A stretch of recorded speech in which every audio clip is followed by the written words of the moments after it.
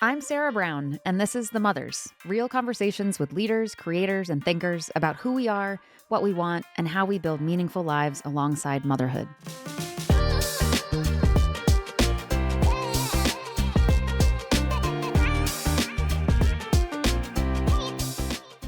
Hello, friends. It is day 43 of December. I know everyone talks about the sandwich generation, and we should more. Caught between caring for their kids and aging parents. But maybe this is like a tea sandwich month, caught between Thanksgiving and the end of the year. And for the extra lucky ones, probably birthdays. And then we got Hanukkah, Kwanzaa, and Christmas. And some people are dealing with all three. I mean, getting to celebrate all three. So maybe it's actually like too messy to be a proper tea sandwich. And honestly, I'm only thinking about when part 2 of Stranger Things drops. So I don't know. Either way, mess. And that is motherhood, which is why we're here. And today, I am particularly pumped to share our conversation with Allison Bates Wannop, who is an incredibly thoughtful, smart, the kind of smart that can take complicated things like energy policy and make them simple. Super introspective, powerful person, currently using those skills to save the planet, thankfully, because someone has to. A graduate of Harvard and Northwestern Law School, she's a lawyer and activist in the energy sector, or as her daughter describes her, she's a, quote, lawyer who does electricity things, currently as the VP of Regulatory Affairs at Sparkfund. And I mentioned a daughter, but she has 5 kids, whom she took across the country in an RV during the pandemic, and homeschooled. Like, no big deal. Allie has big dreams and big expectations of herself and has still made very intentional professional choices at different moments in her career, moving from a big law litigator in Boston to smaller firms in Vermont to fully focusing on energy policy work, including running her own successful practice for a time, in order to continue to make an impact while still protecting what matters most to her, her family. Allie is living a very honest version of what it's like to expect yourself to be both a high-achieving professional and a present, engaged parent and partner. She is somehow doing it, with gives and takes here and there, with grace, with generosity toward herself and those around her, with humor and wisdom, and it's hard. She mentioned to me that she noticed at one point that her kids were becoming her, quote, side hustle, and she didn't think that would age well. I've been thinking about that and my 3 little side hustles ever since. If you're out there striving to do it all, to be it all, to, quote, make best use of your time on this planet and the hard-earned credentials and skills behind you, and also want to be human, this episode is the warm cup of Vermont coffee you need. Cozy up and enjoy Allison Bates Wannop.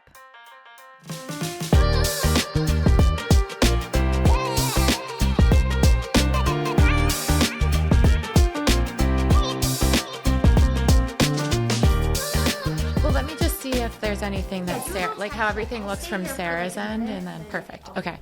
Does sound, everything? Yes. Great. Yes. Awesome. Whoever is making Cool. this happen, in addition to you, is doing a great job.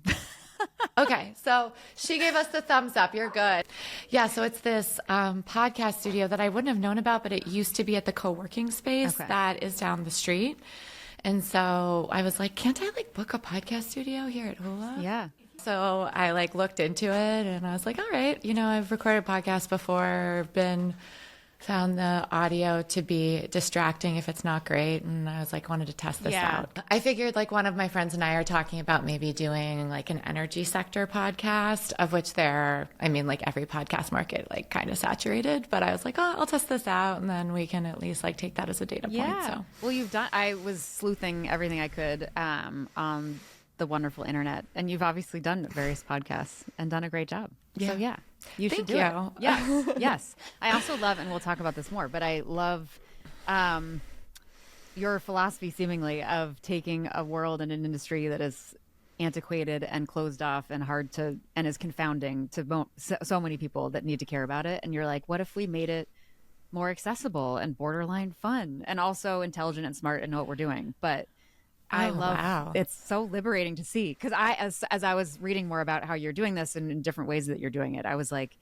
I will confess only to you and anyone listening that I want to care more about the environment and like energy, and I just struggle to like attach myself to the cause. And it's in the memes and all the shit that is really useful, like the way that you talk about it. I'm like, oh, now I care more than more than I had before. Thank you. Well, the way that I talk about it often is like, I think that 500 years ago, it would have been crazy to think that the average person wanted to like have a role in their government. And now obviously people vote. And that doesn't mean you need to know all the intricacies of a reconciliation bill, but you have a certain level of literacy that is higher than, all of human history until, say, the last 300 years. And so I do think that there is both room for people to be more educated on their like energy and their impacts on the world. And I would say that we're actually at an exception of human history where people haven't understood that. But then also like there should be a way to like set it and forget it. I mean, I do believe that people have much more important things, and a good energy system should allow them to focus on things like taking care of their family and not feeling like they have to like be in the streets protecting, their access to electricity or their environment. Yeah. Yeah. Well, thank you for doing the work you're doing. And I know we'll talk about it more. Yeah. And thank you for being here in general. I'm so excited to chat with you. I'm sad that we didn't chat more when we were both college students, feeling in some ways welcomed and out of place. Yeah, for sure. So thank you for making time to do it now. Yeah. No, thanks for having me, and thanks for doing this podcast. I think the role of motherhood and the role of parenthood in modern society is a very important question. And so I'm glad you're tackling it. Trying.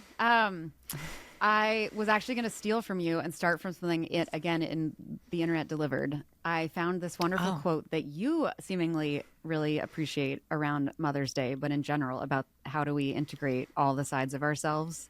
This Audre Lorde quote, which I went back and I was like, is it Audrey or is it Audra? Do you know? Yeah.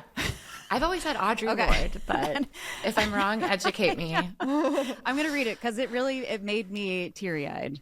And I think it's also like the whole premise of what we're trying to do with these conversations. But I find, so for those that didn't know, so Audre Lorde, which we will confirm how we say her name, but American writer, professor, no longer with us, writer, professor, feminist, poet, civil rights activist, also, and Black lesbian feminist. So was living a lot of different lives that I think everyone was trying to take a piece of it. And her point was like, I am all of these things. But she says, I find I am constantly being encouraged to pluck out some one aspect of myself and present this as the meaningful whole, eclipsing or denying the other parts of life.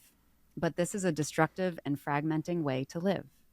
My fullest concentration of energy is available to me only when I integrate all the parts of who I am, openly allowing power from particular sources of my living to flow back and forth freely through all of my different selves, without the restrictions of externally imposed definition. Only then can I bring myself and my energies as a whole to the service of those struggles which I embrace as part of my living. Which is so meaningful. Also, as I was learning more about your profession, I was like, this also is metaphorically relevant to sort of the world of DER, distributed energy resources. Yeah, the world of, I would say, evolving the energy system to be cleaner, more efficient, and more affordable and more reliable, because it will be closer to people's homes. But when it's cleaner, that's okay. Yeah. So, but I mean, that quote like resonated so deeply with me when I read it, and was just like, I mean, just kind of like unlocked a whole next level for me. Yeah. Yeah.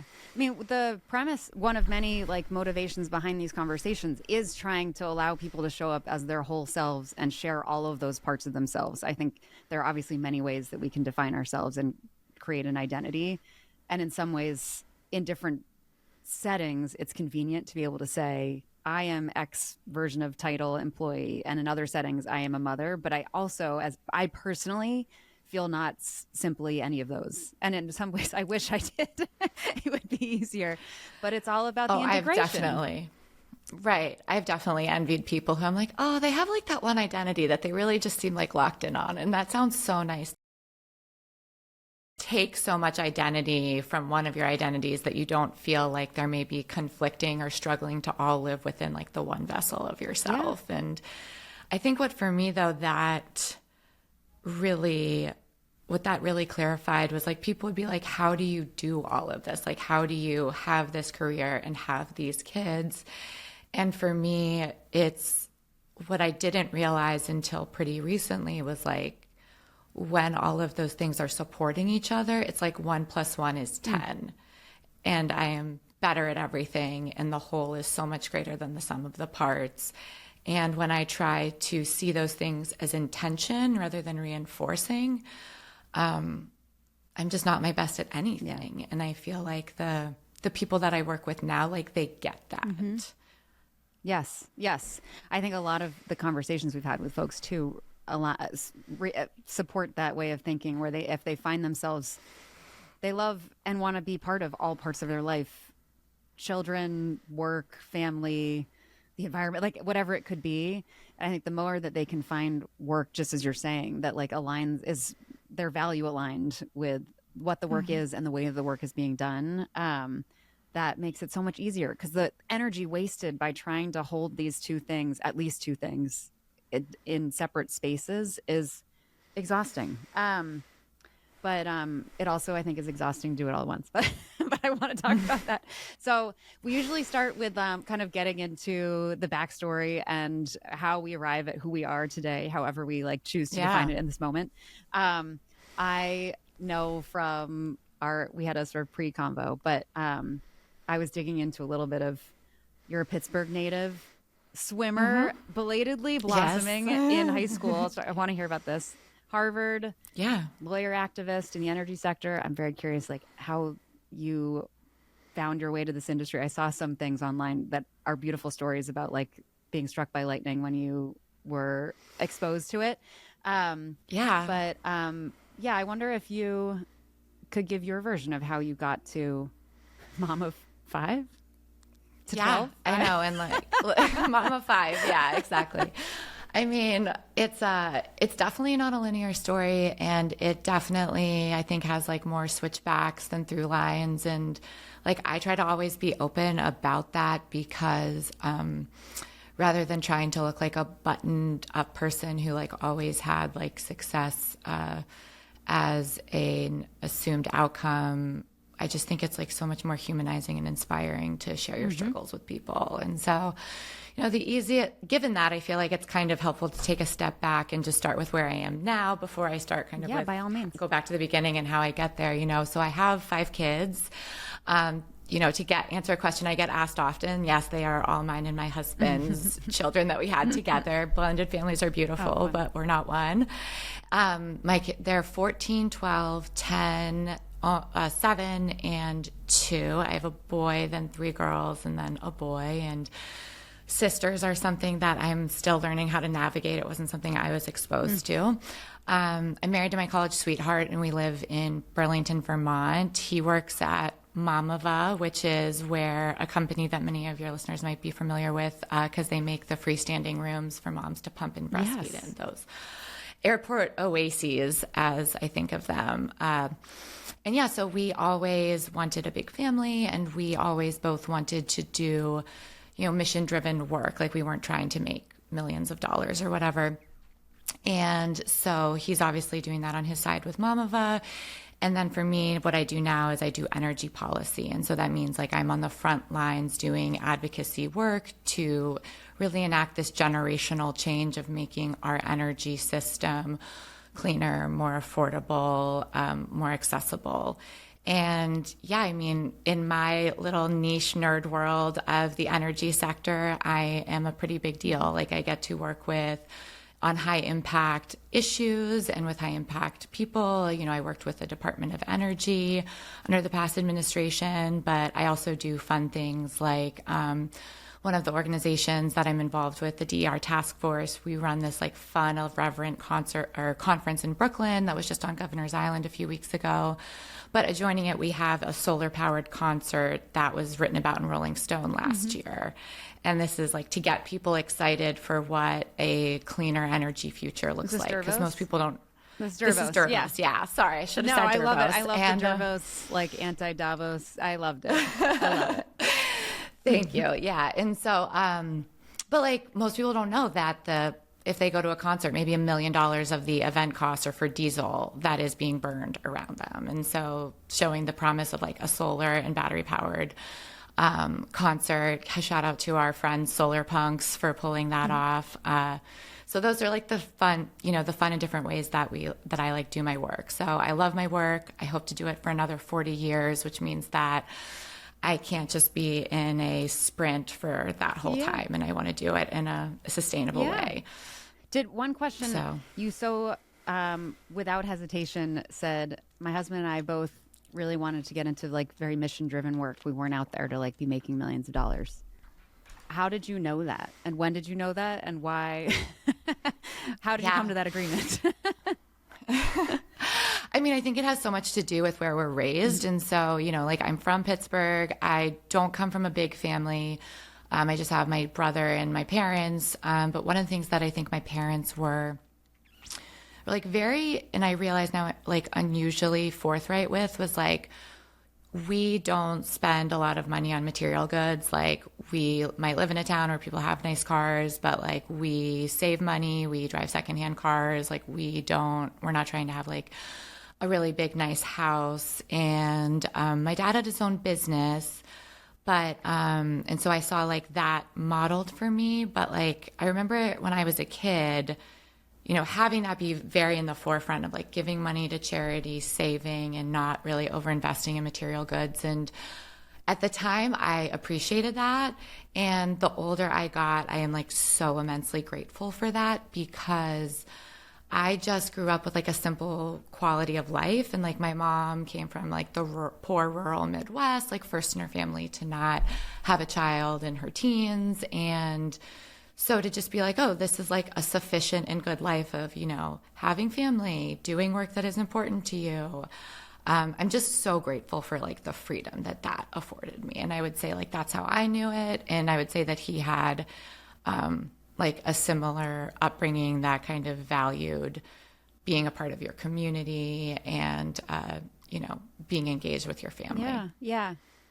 And I, again, scooped this from some wonderful blog somewhere, but about getting into the world of like the energy sector and sort of policy in this space. There was you cited seeing Mary Powell, formerly CEO of Green Mountain Power. I unfortunately didn't know these things, and I should. There's like so many great women. You can't know them all, fortunately. And you said that you heard her talking about being a woman in a male dominated space, and then pursued her afterwards to say, thank you for saying these things. And then she was kind of like, you might like energy. But how did that turn into what it is now? Yeah, well, it's interesting because that was a very dark time of my life. Like I'm a lawyer. I worked at a big law firm after law school. And I loved that. Like I loved being in an entrepreneurial, like enterprising or entrepreneurial and, intellectually demanding environment. But, we were living in Boston. We thought we were probably going to move to Vermont. And like I always knew, like I said, that I was probably going to do something more than help gigantic billion-dollar institutions argue against each other about moving decimal places. And when we moved to Vermont, just kind of landed at a place that wasn't the best fit, like didn't want somebody at my level who was like enterprising. So that combined with like something going on with my mom's health, like, and other things that I don't necessarily need to get into. I'll just say that it was definitely the worst part of my life. And I remember sitting in my law firm office and just saying like, just do what you're told. Just try to like not ask questions. Don't try to be creative. And like another voice being like, but that's not you. And just feeling like this heaviness that fortunately isn't characteristic of other times. And so it was a week later that I had that moment where I saw Mary Powell up on stage and she was talking about how the press was like making fun of her pearls, calling them Mardi Gras pearls. And she'd never seen her male predecessor have his appearance attacked. And so, yeah, I told her afterwards how much I appreciate her comments. And she was like, oh, you're so sweet. Like, how about we get coffee? And a lot of people might not have taken her up on it, but I did. And we hit it off. And she was like, why don't you just look into energy? I think you would like it. And so I started asking people for resources. And this is like a very opaque, jargon-filled field. So it's not like the thing that you can kind of just easily decode. But yeah, I do remember somebody saying that this one big case is coming out, and why don't you join this one association so you can like track it. And I do very much remember sitting in my office at that law firm and feeling like, as I read that case when it came out in January of 2016, like I was hit by lightning and was like, this is what I want to do with my life. I love how complex and multidisciplinary it is. It involves the intersecting of the rules of law, the rules of physics, economics, all to provide something that everyone's lives depend on. So yeah, I mean, that conversation with her like completely changed the arc of my life. Like, I think that I am put on this earth to do this work. And so I just like always try to pay it forward. Yeah, that's awesome. I think a lot of people probably have moments, fleeting moments of what you described, sitting in the, I don't know, I'm imagining like a cold corporate conference room or something, saying, I should follow along and not ask questions. And then you saying inside, like, I know that's not me. Can you, in retrospect, think about how you know that? Because I think I know I come out of a corporate world where there were a lot of people that felt some deep sense of dissatisfaction ultimately if they were honest about it, but couldn't quite commit to it or commit to themselves. So cliche, so easy to say that. But I'm just curious, like, that's such an important moment, and a lot of people have those moments and then move on and show up for the next 10 years in the same job. How did you do something about it? Maybe it was because it was in a difficult context. Maybe you were more willing to. I don't know. I think that's definitely a huge part of it. Like, I was at a point of desperation. So like, I can't give myself too much credit at that point of like, when you really do feel like you're at your rock bottom. It's so much easier to make a bigger leap, which Mary Powell herself once said to me, the best gifts I've had in life have come in really ugly wrapping paper. Yes. I like that. Which a lot of people can relate to. But I will say that since then, like, two things happened that have, like, I'm a very intuitive person. I feel like the reason why, you know, the past 5 years have just gotten better and better is because I did learn to listen to that inner voice and like read the signs of the universe. You know, I'm a believer in the woo. Not everyone is. But one of them was seeing that out in the ether. So like, when I first read Glennon Doyle's Untamed and she talked about her knowing, I was like, oh, someone else like feels this. And that helped me start to listen to it more.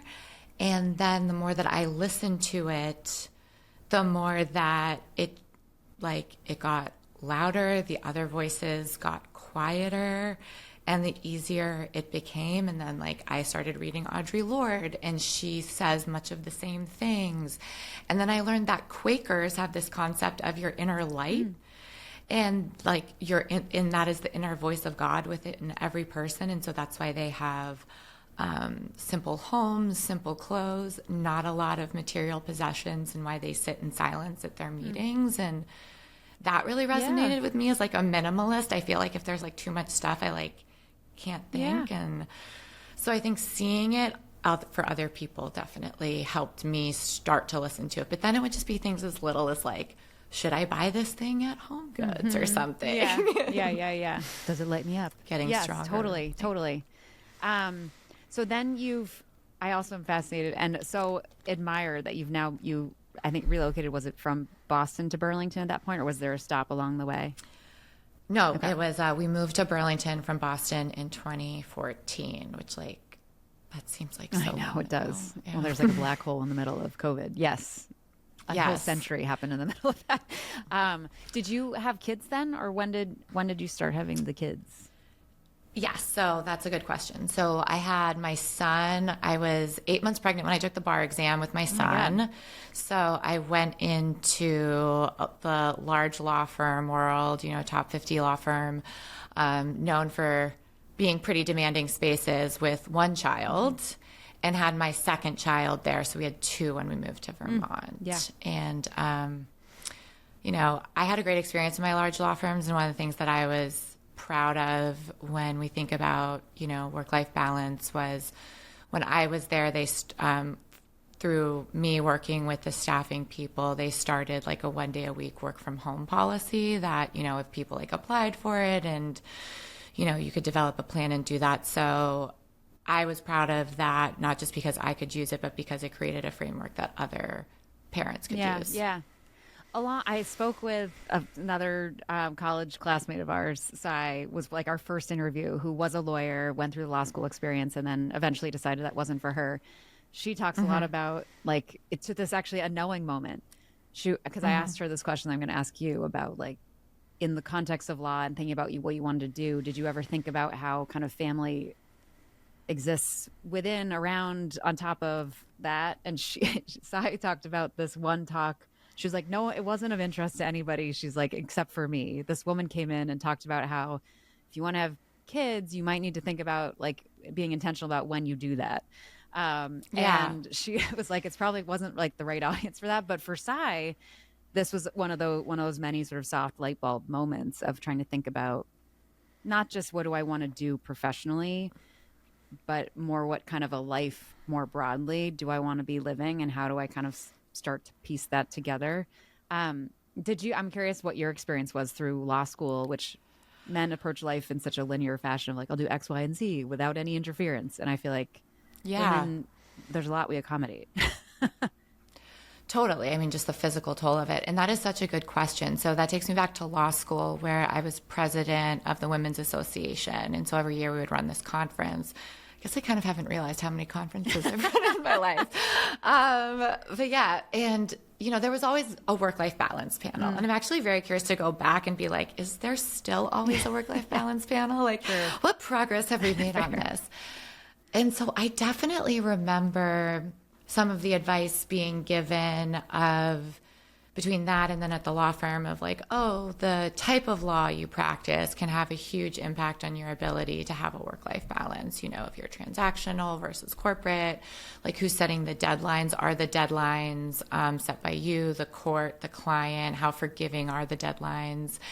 But also other women just kind of owning the fact if they like maybe didn't work one day or they were off one day, they're like, look, we're lawyers. There's always times people can't get in touch with you. You don't have to apologize for all of them. I definitely saw it modeled, women who had, 3 kids or so. And so I don't recall thinking that I couldn't have a law career and have a family, but I also figured that we were probably not going to live in Boston forever. We weren't going to be doing those big law and big consulting careers forever. So that kind of wasn't as much of the, planning paradigm. Yeah, fair. Okay. So then you do move from Boston to Burlington, 2 kids, eventually have more. I was also looking back a lot, you just alluded to it, of like, maybe my whole life won't be this big law thing. You very beautifully have like done it your own way. And I'm curious how you've thought about doing that, and how having kids and wanting to be around them, like how that all how they've influenced each other, of the way that I don't like talking about it as like flexing work up and down, but there is a little bit of like finding flexibility, or I don't know, freeing yourself up to be in the spaces that make you feel good. Yeah. And like, I'll be honest that, I can't claim as much agency over a lot of these things as I would like to. So, I mean, even like I remember when we moved to Vermont, I was like, okay, I want to be here for like a year, get settled. And then, maybe we can talk about having more kids. And let's just say the timeline was accelerated. And so I had my 3rd when I was at that one law firm, and I had my 4th when I was working in the state court system. And then I didn't get my first job in energy until 2018. And I was like, okay, well, I've had 4 kids. I've wanted to have 4 kids. Like now I'm just like locking in on, building this energy career that I've wanted to build for the last 2 years. And so I was doing that for 2 years, and loved working at the Vermont Department of Public Service, had great colleagues there. But there were like other organizational mismatches, and, you know, had to make the choice to leave because I couldn't make it work in February of 2020. So again, it's like, if things had been better, I would have preferred to stay, but the universe had definitely other plans for me. And so I had this thought of, well, why don't I just try to start my own practice and see how that goes, you know, advising climate tech companies about how to navigate this regulatory world. And I'm still shocked that I had the audacity to do that, let alone that it worked. But I did kind of have 2 clients fall into my lap, and then I helped a local company with like a healthcare matter as just a practicing attorney. And like very quickly, the universe gave me signs that like, this is what you should be doing. And I was energized by it. And then of course the pandemic hit, and everything became virtual. And for somebody whose skill set is like quickly decoding a complex issue, like anywhere, that was a huge asset for a company for me, because all of a sudden when everything was virtual, I could parachute in anywhere and help a client in a lot of forums. And so I became a very cost-effective resource due to no, you know, benefit of my own, just due to circumstances. And so then the pandemic hit, and through a course of events, we decided to buy an RV and travel around the country with caravanning with friends who had their own RV. I love this. It was amazing. Wow. It was best experience of my life. 7 months caravanning around the country. Our family of 6 plus our dog, their family of 5. Wow. And I mean, it was like the best education I've ever had.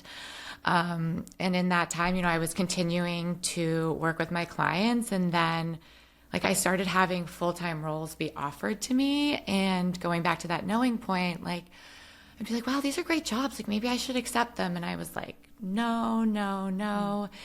And then, or just kind of like, it's not a hell yes, so just maybe not. Yeah. And then one came, I saw a friend from college post something on LinkedIn about this company, Voltus, and realized I also had a high school friend who worked there. And I was like, well, that's kind of weird. And I like read about the company, and I'd liked what they were doing. And like I said, some of the stuff they wrote about their values felt like I was reading my own Myers-Briggs profile. And she and I caught up, and she was like, we could use someone with your skill set. And like, that became like my hell yes. Right. And for the next 2 years, I was working there, like working like crazy, learning a lot, growing a lot. And it was fantastic. But to your point of, you know, accommodating the different phases of life, like then it was to the point where I wanted to kind of settle back into race pace, and we couldn't get there. And even though I loved that job and I loved that company, I had to make the choice to like love my family even more. And at this point, like I was minutes pregnant with my 5th, and decided to make that change. And first I didn't know if I would go back and if I would go into a different company. And I mean, the number one piece of advice that I think I give people is to get a career coach. And with the guidance of my career coach, like navigated the path that was right for me of deciding to be consulting again. And she was so critical in helping me maintain the balance and curate the work that was right for me. So yeah, I've been a late adopter of support, but I know you keep telling me when we've caught up before, you're like, yeah, I have 5 kids. I don't have a nanny. So how are you? Well, actually, even before we get there, I actually a question about this. I love what you said about, you know, trying to get to the race pace again, and like it didn't quite work, and then kind of making a choice to move in a different direction. Your husband's also, was he at Mamava then, which as a startup situation? Yes. How does that play out? And I think, not to project my own issues onto you, but we're all highly educated, highly qualified, highly motivated people that want to stand on our own feet. And I think it's very, very hard. It's like we set a goal and we find a way to achieve it. Like that's, I think, how I'm sort of bred. I know you're an athlete also. I think that kind of like makes that even more true. But what is it like? 'Cause I personally know a lot of people in our age group-ish who are kind of in these flexing between with their partner about who kind of who's having the lead career versus the second career a little bit, and then who's there for the lead at home. And it's a very hard, I mean, ideally everyone's in a loving, supportive relationship where everyone recognizes and sees the value on all sides, whether it's paid or not. But curious, like, how you approached that, if you could share, like, with in your relationship, like how you navigated that and how you felt okay about it, if you did ultimately, and it's okay if you didn't. Yeah, no, and trust me, as my poor husband knows, he's like going to be listening to this. He's like, oh, she's not happy. She's going to tell people. And I will say it's like we're at such a good balance right now that like there's definitely times where it was way harder. And I will say that when we had our fourth, we had a nanny for like 2 years until the pandemic hit, and like we wouldn't have been able to do it all without that nanny. I mean, it's such a good and broad question, and I would say, like, for us at least, it involves a lot more fluidity than like strictly defined roles. Like, it's a lot more like we definitely have like presumptions. It's like when our kids were all younger and mostly in daycare, like the daycare was next to his work, and so he was the one who was like doing pick up and drop off, and like that gave me flexibility. But I can't deny, and like we've both always been committed to like this vision of our family, of like when we wanted to like feel like we needed to get more support versus like I did say when I left that one job because it wasn't making enough space for my family and for investing in our community, like I felt like our kids were our side hustle, and I did not feel like that was going to age well for me. That, yeah. And I recognize that other people could make a different choice. But like one of the things that like I honestly tell people is like I just feel like there is such a huge element of luck in when you just like the stuff that you like doing and the stuff that your partner likes doing are complementary and different. Like he does our taxes. I like love managing our children's emotional worlds. Like we are as much as so much of what we have done is with intention and worked out, like there's still a huge element of luck. And yeah, I mean, the fact they let people get married in their 20s and like ever works out is like a small miracle. Yeah. And so I'm just very grateful for that because we, you know, don't have to be fighting over like who's taking out the trash or whatever. Yeah. And a big part of it is also like knowing that we want a big family. Like we started very early, like having our kids be independent and like self-sufficient. And one of my favorite books on parenting that I only read recently but reinforced like so much of why I think we landed in a good place was this book called Hunt, Gather, Parent that talks about non-Western societies and different parenting paradigms. And a big one is like the pride kids take in being competent. And I saw that with our kids. And so often when people are like, oh, you know, how do you manage it with 5 kids? I'm like, look, I don't know when their like library day is or when they need to bring their gym shoes. Like they literally handle all of that themselves. Yes. Good for you. Good for you. We don't need to take that on either. I totally agree. Have there been other moments? We talk a lot about trade-offs and the idea of, I don't know, I think this came to me in the context of people saying, I don't really want to make all these sacrifices in service of my career, or maybe I do. And then I was kind of scrutinizing the idea of like, are these sacrifices or are these like, of course we can't have all that we want all the time when we want it. You know, these are sort of to this initial point about in this moment of inflection where like one of you stepped into a different role. Life is long and we can take on different roles throughout life. But are there any that you look back on where you're like, if I could say, because you had kids, you had to say no to things that you otherwise might have said yes to? Does anything come to mind? And how have do you think of them as sacrifices in retrospect? Or are they like actually choices for something different? Sorry, go ahead. Yeah, no, I mean, it's an interesting question. I would say that I don't think I've made, so like, I think there's a difference between sacrifices, trade-offs, and temptations. Yes. Like sacrifices are like, God, I would really love to do this with like all my heart, or, you know, this is so enticing to me, but like, I have to accept that I like can't do it. And I guess trade-offs to me would be something that's like not quite as painful, but, you know, like an easier choice. Yeah. And so when it comes to sacrifices, I can't say that I've felt like I've had to make a sacrifice for having children. And that's actually been one of the freeing things, to be like, oh, I don't want that. And I'm glad that kind of having these children has freed me up from maybe wondering if I want that.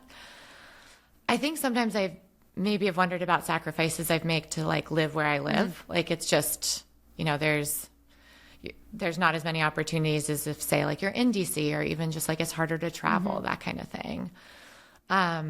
But for me, it's been like more the issue has been temptations. Like, we all go through tough times, and maybe if like you've been working in a place where you've been feeling underappreciated, and then somebody shows up and like offers you like a shiny new job, you know, those are things where it's like, oh, that could be like easy to accept because I'll feel valued. But then you're like, is that really what I want in the longer term? Like, is that going to detract from the things that maybe aren't as shiny, but like I do know that I want over the course of my life. And so for me, I guess like an example of that would be like when I was pregnant, and, you know, the White House's team on the carbon-free, 24/7 carbon-free energy reached out, and that was cool. That was great to think about. And, but at the same time, I was like, is this what I would want to be doing, you know, when I have a newborn, when I'm enjoying all of these moments of like watching my other kids be doting siblings to this baby. And so, those are like one of the things that I've been thinking a lot about recently with this kind of stuff is like, a lot of times there's like things that flare up, like things you want, you like looked on LinkedIn or Instagram and you see things, and it's like they flare up. You're like, oh my gosh, like I kind of want that, or I'm jealous of that, whatever. But that's different than like things actually like haunting me, you know, like where I'm thinking about them as I'm going to bed in the middle of the night, where it's like, and so like the things that flare up, I've now learned are like easy to just be like, yeah, that's like something you might want, but it's like not stalking you. But the stuff that's like stalking me, that's like something that I kind of have to think about and accommodate. And that's like what I would say probably happened when I felt like my kids were my side hustle. Yeah. What is your, I want secondhand guidance from your career coach. What does he say about she's this? Amazing. Like, I'm sure this has been a topic, like this tension between the shiny object versus the thing that maybe is actually gives better for my full life. Does she? Yeah, I assume you talk about it. I'm just curious, like how she advises people to deal with themselves. Oh my gosh. We just talked about this recently, where I was voicing some things, and she said to me, "Stay on your path." Yeah. And that's what I needed to hear. Because especially, you know, where, you know, people only ever put out like the most glossy version of themselves. And so you can be comparing yourself to that. And like I said, like I have a 40-year vision of what I want my career to be, or what my life to be like, and my career is a component of that. And so when I started feeling like I was a little off path, or, you know, tempted by other things, that was exactly what I needed to hear. And it like took my breath away. Yes, yes.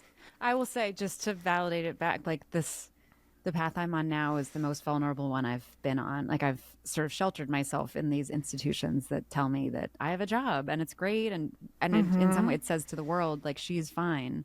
To be out here on your own, as we are kind of in our own ways on our own, is incredibly terrifying. It's incredibly fulfilling, but it's very, very vulnerable. And I totally, the idea that it looks so easy on the outside, and obviously we live in a world where that's all we see, is so misleading. And I think I've had moments where I've been like, what the fuck am I doing? Like, because in the day-to-day work, I feel lit up. The process of, and also the reality of me being like, I want it to be amazing and successful like tomorrow, is where I get caught up. And I've had my husband and a meaningful friend of mine have been my saviors, and essentially saying that back to me in that moment where they're like, you're doing exactly what you need to be doing right now. And it's so important to have someone that can say that to you, and that you won't listen to it from everybody. So I'm so glad that it seems like you're so known to this coach. I'm so glad that she could say that to you.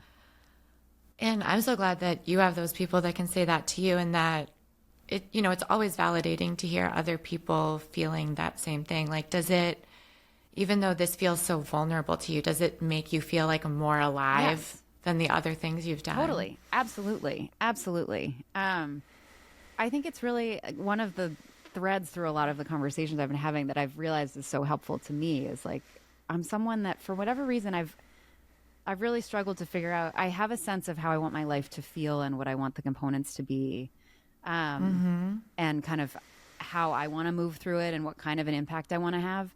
I've had a harder time, and I think it sort of has manifested itself in so many ways, with the exception of my filling in the box of like professional work, in that I feel very committed to wanting to do something useful and productive, but not knowing how to like connect my skill set to something that's meaningful. And I had that for moments in the early days of Google, where it felt like we were doing good things for the world. And I was like, I could be me while we were doing it. And I think I don't know, I haven't been, this is the closest to that, but I think it means abandoning a little bit of this externally seeming, I don't know what the words are, of looking like you're achieving at such a high level all the time is something that I hold as like my security blanket.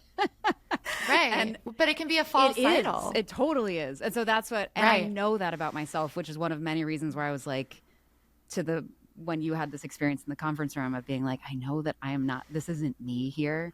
I knew I had to like run at that, because it's fear driven, and I'm like, I can't live my whole life in fear. I have to run at this thing. Doesn't mean there isn't fear on this side, but it's really hard, and you need people that are like in your corner, and those aren't the people on the internet. No. And it's also though, like once you get I can say as somebody who has lived through this with several things in the last like 5 years, it's like, once you notch those wins, it becomes so much easier to like live with that fear. And, even like this conference that we won, Dervos, like you're like, okay, I know now that this is going to be fine. And like when I went on that RV trip, like that just like proved to me, like I was so seized by that idea. And I just like knew in my bones it's what I needed to do. And it has forever changed like the trajectory of my life, like how I connect with people. And I believe like I will have a much bigger impact over the course of my career from what I learned about myself and like living in community with other people during that adventure. I will, for myself, I know it's true and I see it in others, but when you step off a path and when you take a risk and when you do the scary thing, there's whether it goes well or not, that's like when you really grow. Like that, like the world rises to meet you, whatever it is. Like those are there's so much growth. Those also become the most interesting things to like future employers. Like when you actually step off and like live your life, you become both far more effective as in your own self, but it also feel like the world starts to like give back to you. I very much feel that. And like get that validation of like which path I should be on. And times when I like didn't want to do something, my acupuncturist has said like the universe like whispers, then it talks, then it yells, like things got louder and louder. And so like, I was like, okay, it's like very clear that this is what I have to do, even if I would prefer not to. So when I was gearing up to leave Google after too long, and to me, in retrospect, I'm like, get over yourself. It's not such a big deal. But at the time, it felt monumental. And I had like finally done it. And Robin Arzon is my favorite like Peloton ride instructor lady. And one day I want to get her on this podcast. So putting that out in the universe.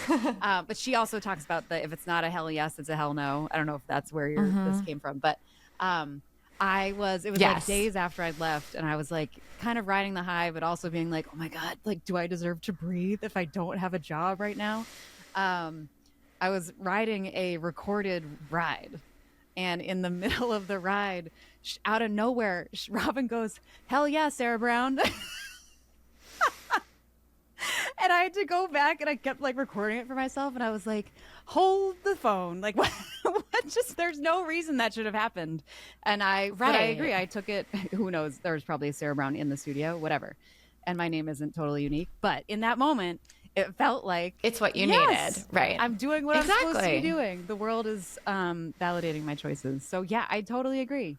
And it's such a cool feeling to feel. So yeah, we got to pay more attention all the time.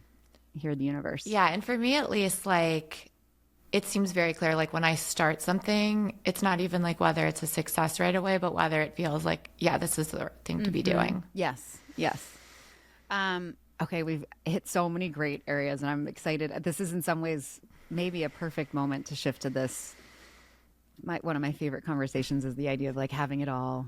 And oh my gosh, yes. I feel like in particular kind of came of age, out of college, pursuing professional life, sort of curious about it wasn't relevant right away, but curious about like motherhood. And I think we were thrown, at least speaking for myself, a lot of messaging about how impossible it was, and yet also a lot of messaging from whatever version of feminists that like you gotta fucking do it anyway. Like you like so many things happen for you to have these opportunities.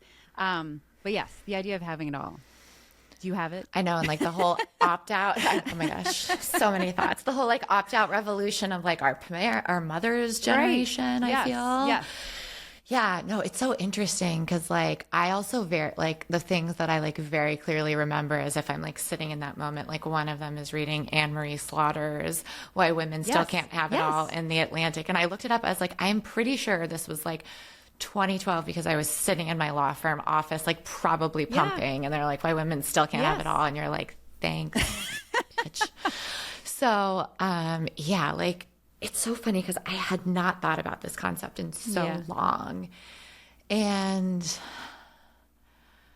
like, I definitely read The Feminine Mystique, like leisurely on like my free time. My senior thesis was about it. Yes. Betty Friedan. So what a like, mystery. Yeah. Can we like acknowledge that the like concept of have it all, like the goalpost moved between like Betty Friedan and Anne Marie Slaughter, at least as she was articulated in 2012? Yes. Like, it's like, have it all meant like have my own independent existence that did not revolve around like my husband, my home, my children. For women who did not find that to be like all encompassing of all of their identities. Lots of women found like a very fulfilling life in it, but like the whole Feminine Mystique was about like, oh, there's all these women who like worked in like the 30s and 40s and then they like had this like home movement, and actually like a lot of women aren't happy with it. And then like Anne Marie Slaughter was like one of the most senior people at like the State Department, and she was like concerned about her son's like, you know, behavioral issues, but still like did her tour of duty at that job and was a tenured professor at Princeton. So like, like kind of a change in like what it all means. But in thinking about this question, and I was kind of like, oh, like, what's wrong with it? Like, I don't know, maybe some people like think I have it all. And like, I would be flattered if that were the case. But like, I thought about how I would feel if one of my 3 daughters came to me and was like, I want to have it all. And I like immediate was like, I don't think I would want that for them. Like to me, it seemed like you're seeking some externally defined vision of what your life should be like. And like, it all sounds like an asymptote of where you're like getting closer and closer, but it's like, okay, like you have the job, the kids, like how's your meditation practice? Like, are you like eating a keto diet? Like, can you ever be there? Like, do you ever arrive? Yeah. Do you ever arrive? Is it ever enough? Yeah. Yeah. I don't know if you have any initial reactions to that, but like, I will say, No. I mean, I do think that, and that to me was in the Betty Friedan version of this, the Feminine Mystique of this idea of, am I enough? Is it enough? What is enough? And then it turned into all. And I also think it's also turned into an accumulation of things, like a very capitalist version of like having it all. And that, which is inherently kind of, I don't know, not all women are the same, but I think there's something more spiritual about what we often want out of life that encompasses like a meaningful career that could be defined as meaningful through money and but also probably other things. And I think Well, that's kind of... Yeah, no, go. No, I was just going to say, like, when I went back and read Anne-Marie Slaughter's piece, I was actually kind of frustrated because I was like, she was a high-achieving woman who was still worried about her son at home. Yeah. And, like, I am frustrated with women framing our superpowers as burdens. Yes. Like, Totally. the fact that she still cared about her son is like, why? Like, that's fantastic. Right. And we should like be like, yeah, this is how everyone should be. Like, do you want to work for like a CEO who doesn't care about their children? Yeah. Like, and so, you know, like to your point of just like we as women, and kind of like what we want out of life, even though I have there's some conversations that I'm happy to share with like men about this exact topic. I mean, I remember, again, around the same time that Anne-Marie Slaughter was writing that article, talking to a friend whose consulting company had surveyed their associates and said, one of the questions was, I think it's possible to be a partner here and have a good family life. And only 20% of the associates said yes. Yeah. And the predominantly male partners was like, wait, does that mean people think I'm a bad dad? Right. And they were like, yeah. And like, it was a lot of like, you know, I don't want your life kind of stuff. And that wasn't so much gendered as it was generational. Yeah. Yeah. I mean, the more I ask folks about this question, the more I think of it goes back to the knowing and the wanting that is a very personal choice. And I think women, at least lately, more than men, have a lot of external expectations placed upon them and sort of a lot of people telling you what you should want. And it becomes very hard to hear that inner voice. And I think what's really inspiring about the youth of today, I include ourselves in that bucket, but that we're trying to bravely put together, we wouldn't even describe it as having it all, but we're trying to put together a life that's fulfilling and meaningful to us in a very intimate way. That's me, metaphorically, me and potentially partner and whoever else is involved. It's not, I think we are very aware of the sort of false bill of goods that we were sold about doing all the right things, being on the right corporate ladders, blah, blah, blah. Like that, what does that lead to? And kind of like, to what end are we striving for all of these things? And I think we're trying to course correct earlier, but it means doing hard things that look suspicious to the outside. But I think, and maybe that's the whole point, is we need to write a new version of we need to write the next essay opinion piece about this, but because it's not what it was then. And I think maybe it was in some ways had become a privilege that we had the opportunity to have that version of all. And how cool of us to see it and be like, I want to define my own. I mean, it's very of today. Everyone defines their own. Well, it's funny you say that about like writing your own essay, because the reason why I realized like I really haven't thought about having it all for years is because I have been deeply thinking about something else, which is based on an essay the essay is called How Will You Measure Your Life? Yes. This is written by Clay Christensen. I'm not sure if you ever read it, but he was my husband's business school professor when he wrote this and when he thought he was dying.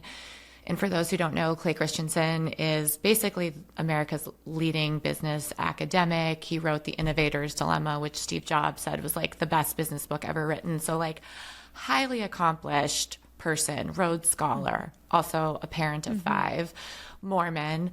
And one of the things that always, anytime I'd be going through some kind of work change that would like resonate with me was, he says in that essay, like when he thought he was dying, he could not believe how little his professional accomplishments mattered. Yes. Yes.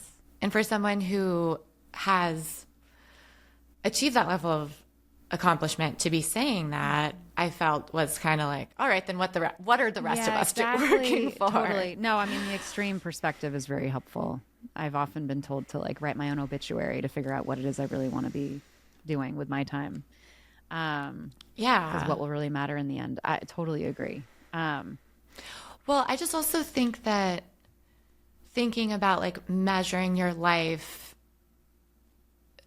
indicates how it is cumulative. Like you are working on your life's work as an accumulation of things, which means that some stuff will be up dialed and some stuff will be down dialed, and like that's fine. And like also another reason why I don't think like having it all is helpful, but I do think measuring your life is that like part of human existence is not getting things that you want passionately, that are painful to not get. And I think if you're thinking in the context of like having it all, it could seem like if there are things that you're not getting, are you failing in some way? Is that like a you problem rather than just an inherent part of the human existence? I love that message. That's so good. And also relevant to how I'm parenting my kids. They should suffer. They shouldn't our kids shouldn't have it all the time. Why should we?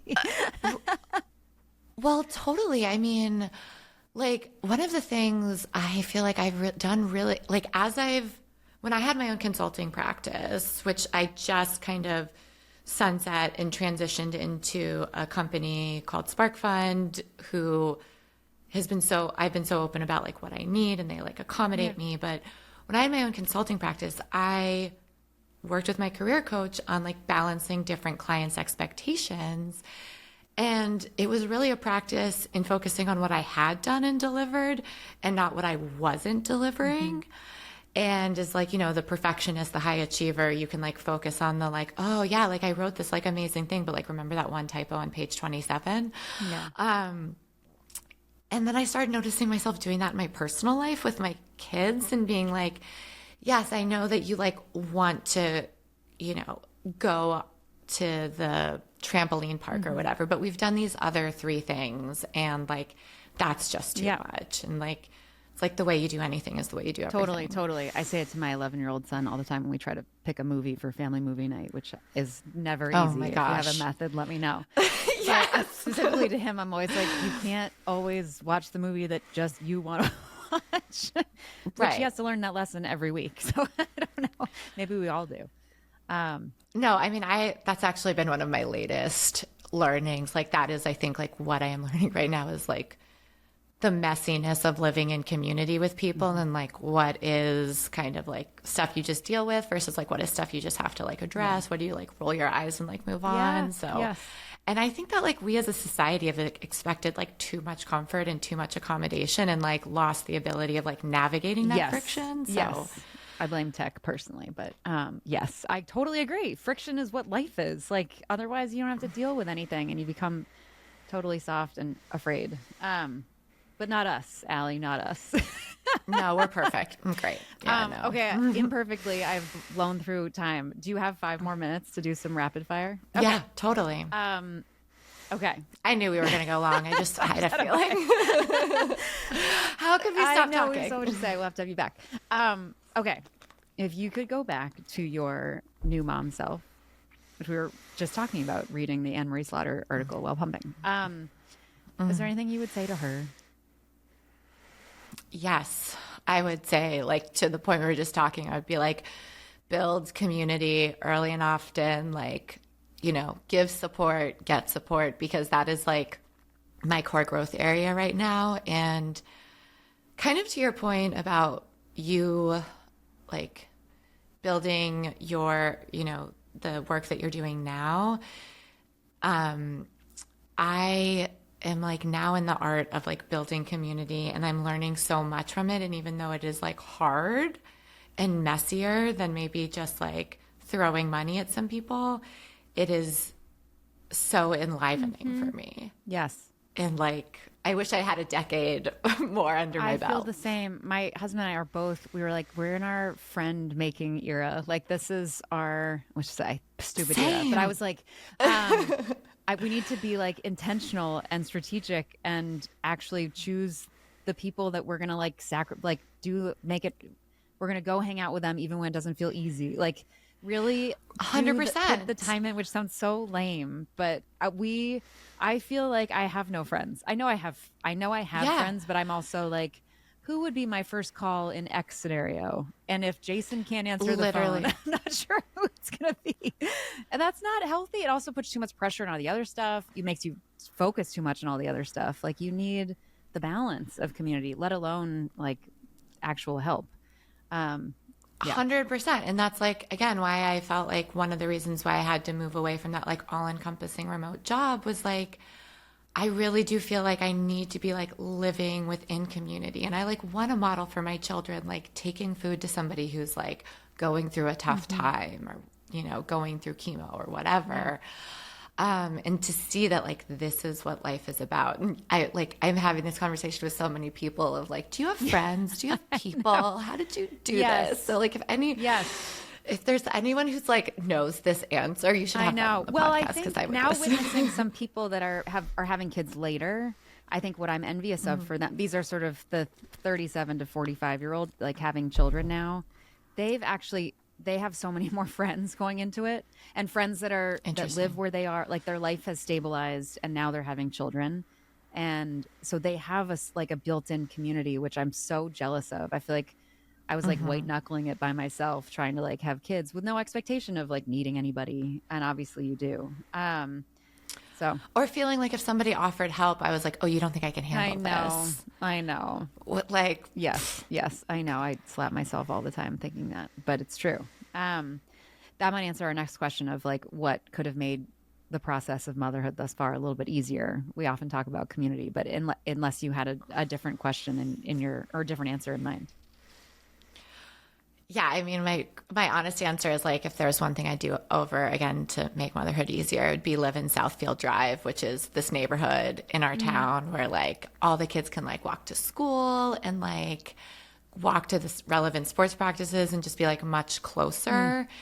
And whereas like we have this like amazing view, but I am like 10 minutes into the country, and that's like one of those things that's kind of like, again, one of those temptations of like, oh, having this like beautiful view and this privacy before I really knew that I like actually value community more, and like being in a walkable community and having kids like running in and out of my house who like aren't mine, and like knowing that I would have liked that more. So I guess like to that point, like maybe the broader answer is really like having known myself at the time when I was like 30 and buying a house would have been like really helpful. And maybe if I had gotten curious about myself earlier rather than like trying to achieve certain metrics. Oh, that's hard. And yes, wise. A high that standard, would have been nice. Yes. Well, you can always move eventually too. But it's also just like now with my kids, I'm like, I want them to like know who they are and understand like what gives them energy, what takes away from their energy. Totally. Yes. I say this now and I'm sure I'll get caught up in it later, but so uninterested in doing a million activities, like being excellent at some sport, like going to whatever school to get into whatever school. Like, I'm like, are we raising children that, to your point, know themselves, have a sense of resilience, are creative thinkers, and are capable? Because the world's going to be so different when they arrive. Right. And I think the people that I admire because they've found a way to live a life that is true to them, which I think is the healthiest, the most sustaining version of life, are people that have not had it their way the whole time and have had to like kind of figure it out on their own. And I think that's such a skill set that gets overlooked in service of like, go do Russian math. Does Russian math exist in Burlington, Vermont? If it does, I don't know about it. It's a supplementary math class that like every public school kid seems to go to. And I'm like, I've heard about it. They're learning math. I've definitely heard about it from my friends who live in other places, but like, to your point about, there was something about knowing yourself. Yeah, resilient kids, being creative. The point when they know who they are, that you can kind of build the most. That's from that stance, you can build probably the most resilient, sustaining life, as opposed to striving for something new all the time. But it's a revolutionary act. Yeah.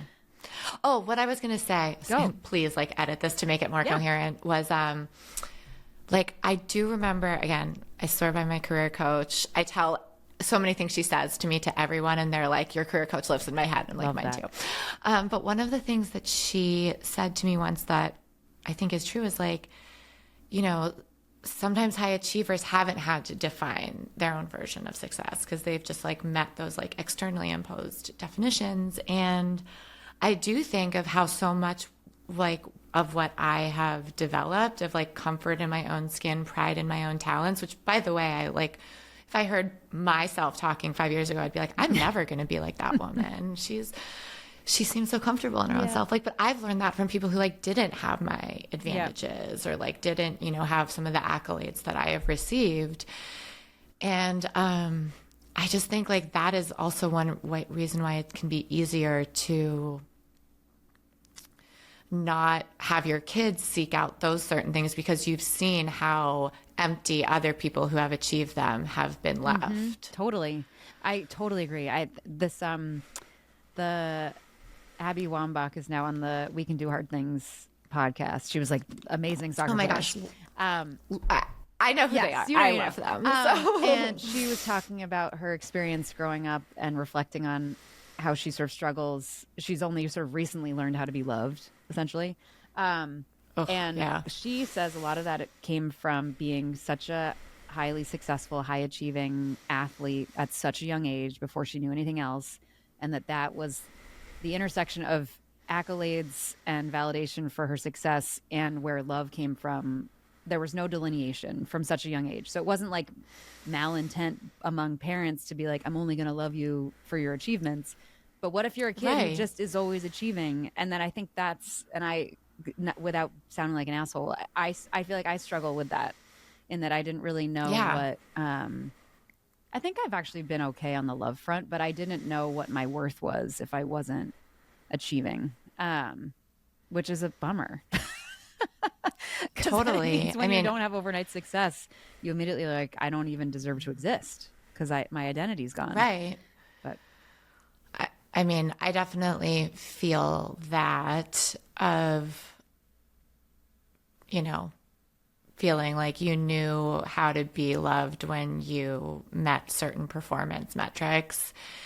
And also just I've struggled with people being there for me when I'm like not in a good place emotionally.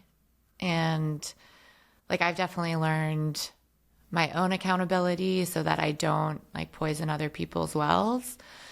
But at the same time, like I'm like, okay, well, can I have a bad day? Yeah. Can I like be imperfect? Can I make a mistake? yes.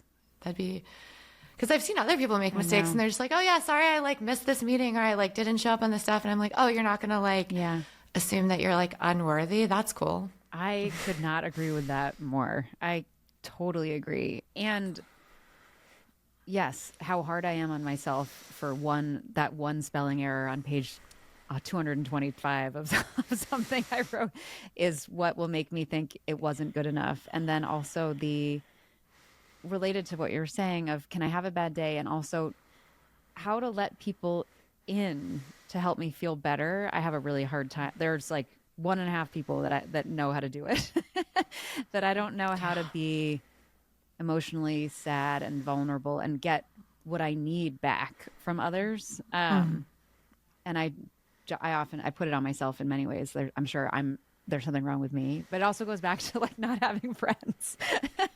Like, yeah, exactly. Right. But yeah, I think they're related. I'm so excited for see how you like describe this podcast. You're like the one where we learned we're both losers. Calling all friends. I did when we started this. I was like, I'm just secretly going around and trying to like interview people that I wish I was friends with and being like, well, now we're friends. Be your friend. Yeah. You, me, Carol, we can like go to, I just found this cool spa and like, my friend one of my people who's also on my like friend scoping guide, she recommended this like spa to me in Western Mass. I'm like, oh, I'll go perfect. there. I will travel for friendship. So, let's do it. Same. Okay. Amazing. Now, final question. And you've been so wonderful. Thank you for doing all of this. And I love everything we've talked about. Me too.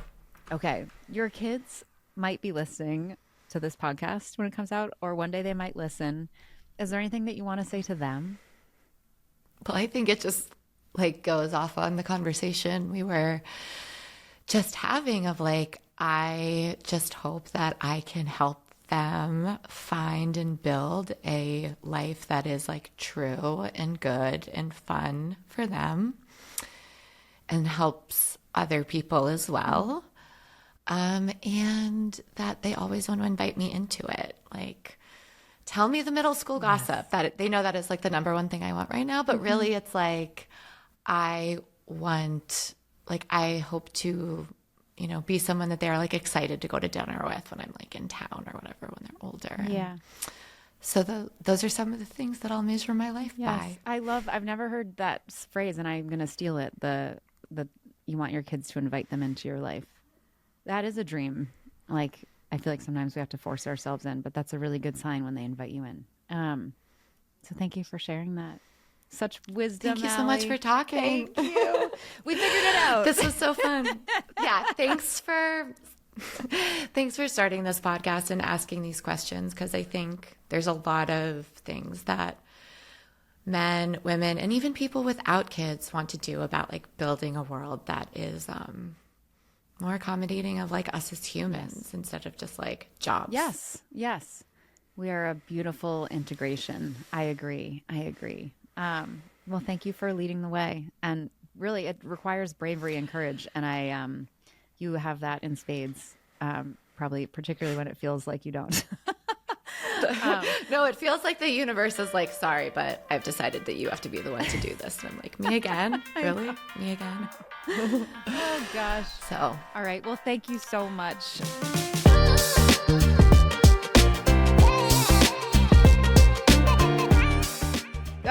That was one of my favorites. We all got the trophy. Let me go call V and tell her about it.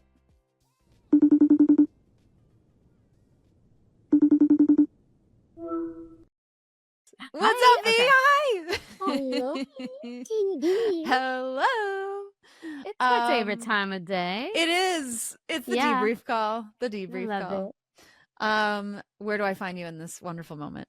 What are you doing? I'm just sitting, looking outside at this beautiful like in between of like it's half beautiful how and half how the lights are falling.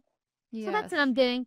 Excited to hear all about Allie and what you learned and how I can be like her. Yeah.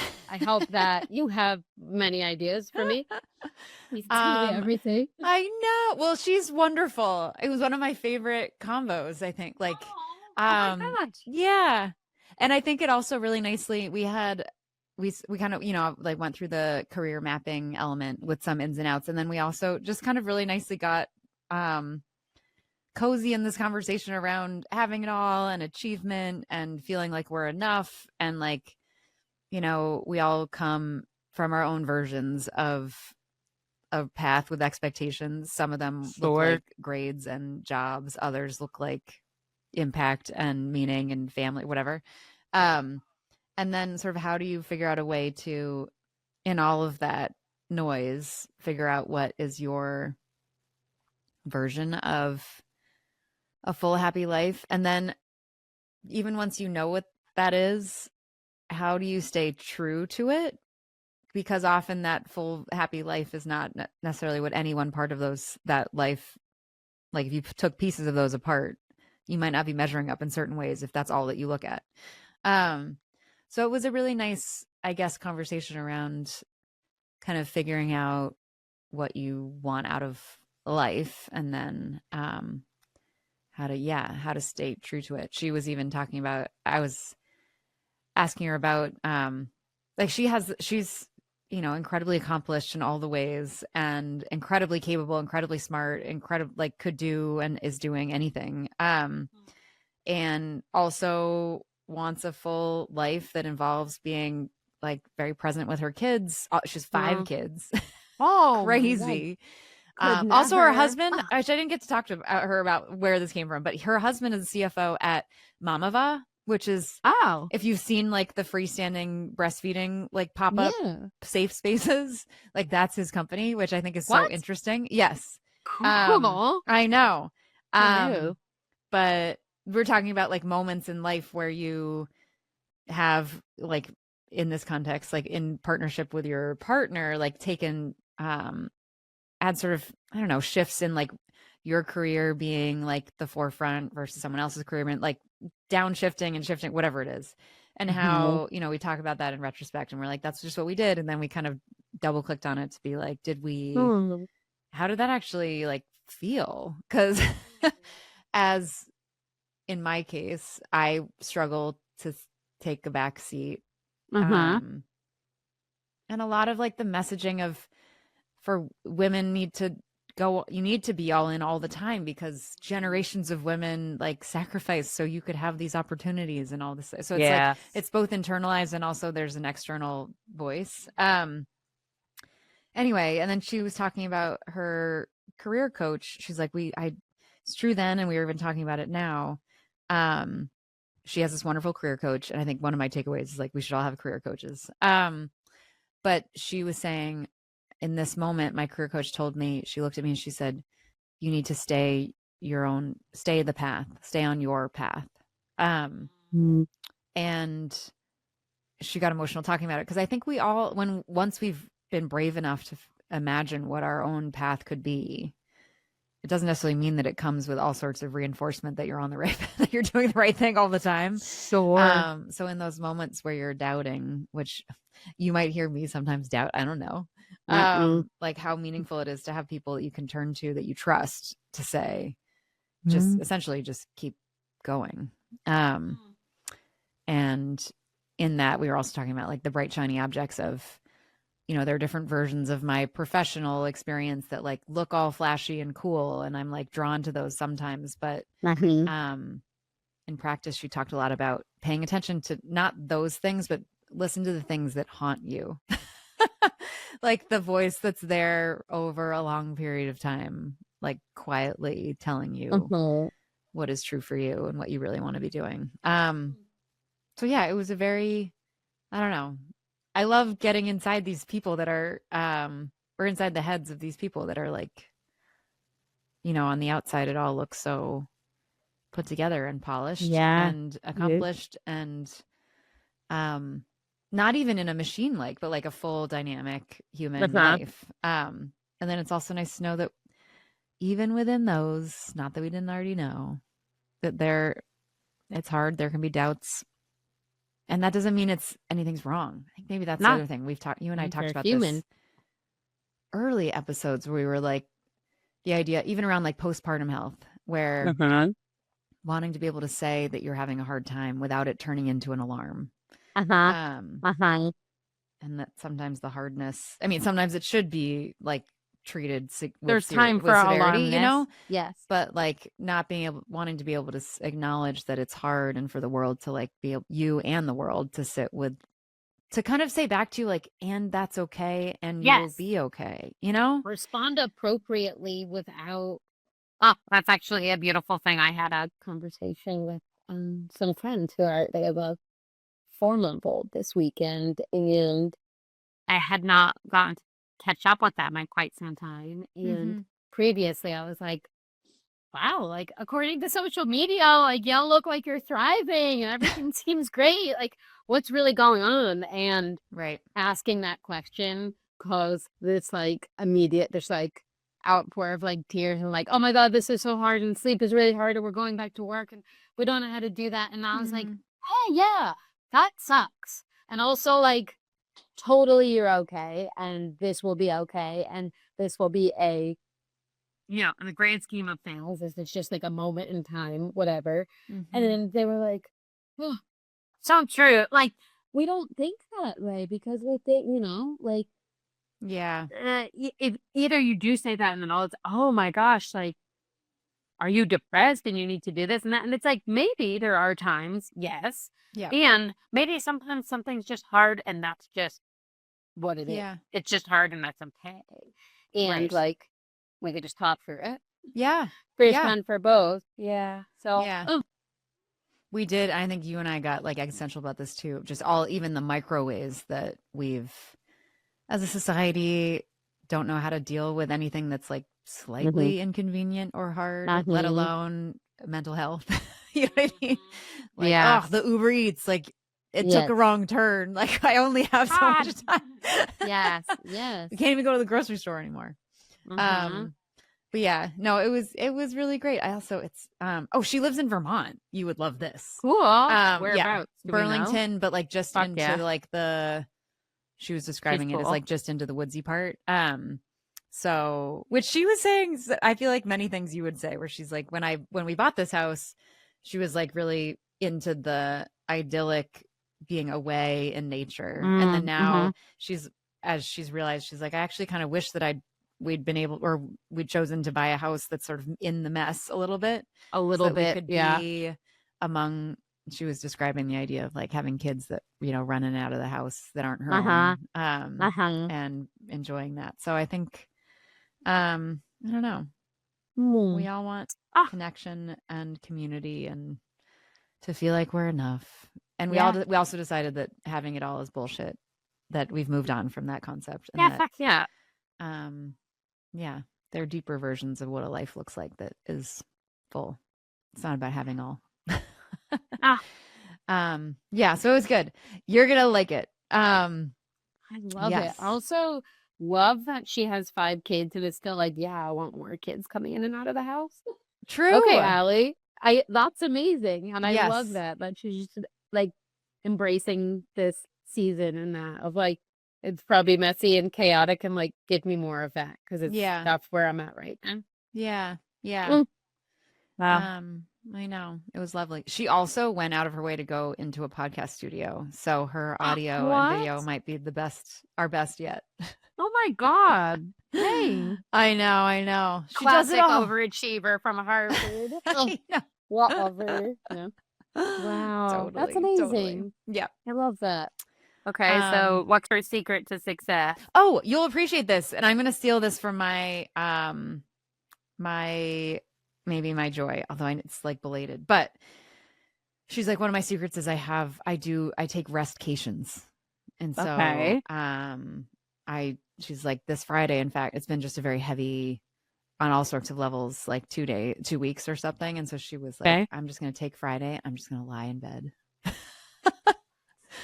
I was like, I'm going to do that too. I know. How nice does that sound? I love that she prioritizes herself in that way. That is incredible. Does she have trouble doing that or no? Like, is this something that I she didn't had get to to like go ask. out of her She way seemed to? very self-assured, doing things her own way, but I think also would acknowledge and admit that there's quiet sort of internal challenges maybe sometimes about that, but like powers through and knows what's right and knows what she wants, if that makes sense.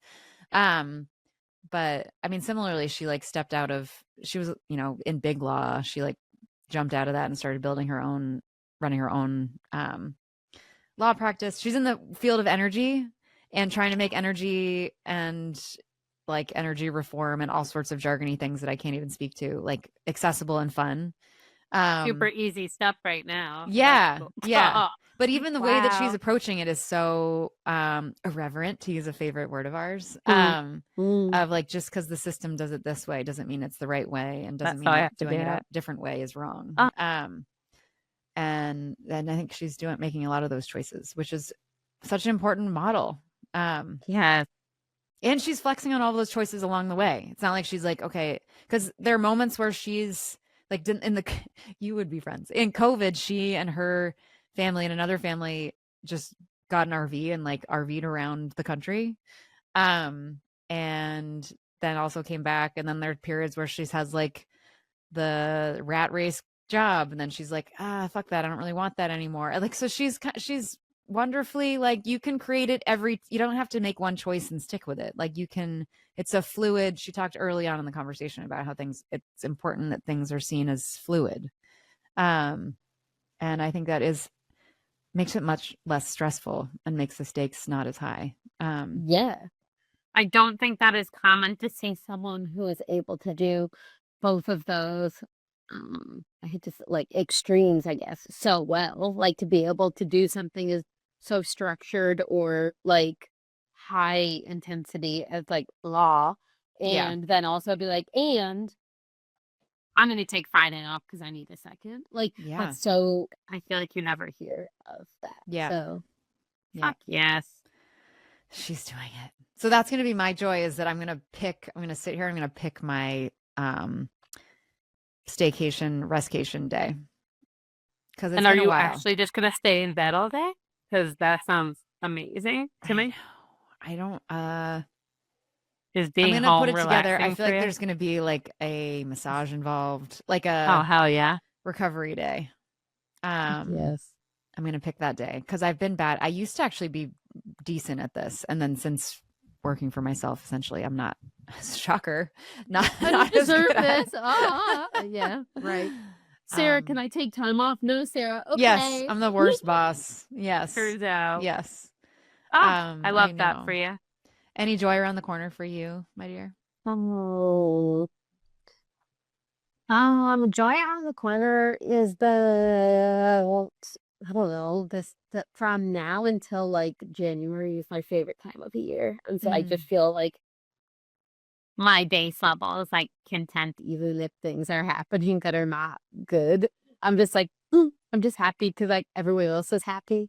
And like, I don't know, seeing holiday things outside and it just feels cozy. Life feels really cozy right now. So that's Yeah. my joy.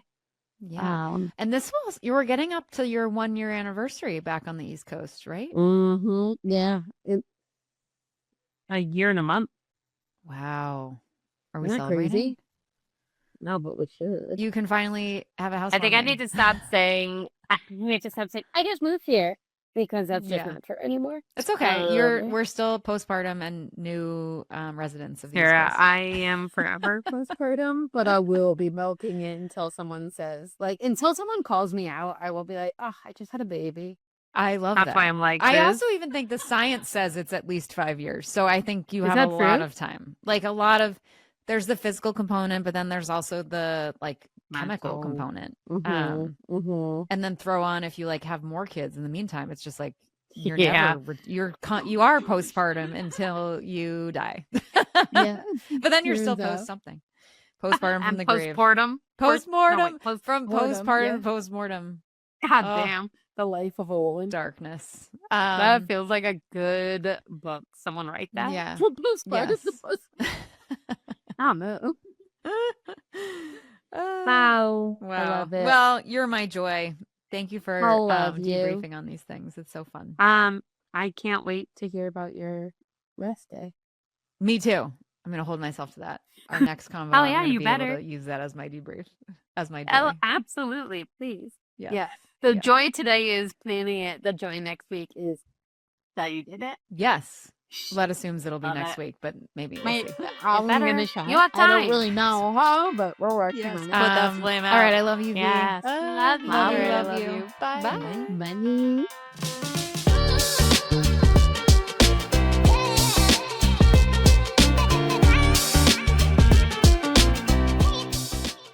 Thank you so much for joining us.